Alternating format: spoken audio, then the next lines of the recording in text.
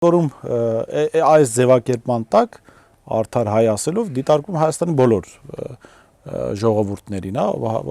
ազգություններին, ովքեր ապրում են, արդյոք մենք չենք տեսնում, որ գրեթե գոյություն չունի այդ արդարությունը, ինչու, որովհետև մենք խաբեություն կարող ենք տեսնել ամեն տեղ։ Եվ կարծում եմ դուք էլ կհամաձայնեք, որ այսօրվա մեր ճգնաժամերի աղբյուրը, այս հասարակական, քաղաքական, բարոյական,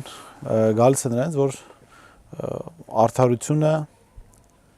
խիստ պակասում է մեր իրականության մեջ։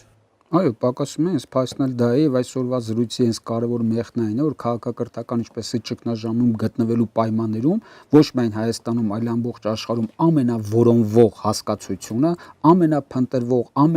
այդ ծարավ հասկացությունը, որ կա, դա արդարությունն է։ Եվ ասեմ ավելին, Միքայել, մենք մեզնից առաջ անցնելով, այն ազգը, այն հասարակությունը, այն պետությունը, ով կգտնի արդարության բանալին, արդարության բանաձևը, ալգորիթմը, որով կկարողանա կազմակերպել իր հանրային, ազգային, պետական, համակեցական կյանքը, նա էլ կլինի այն քաղաքակրթական դրոշակակիրը, որը բերելու է նոր քաղաքակրթությունը եւ այս ճգնաժամից դուրս է բերելու։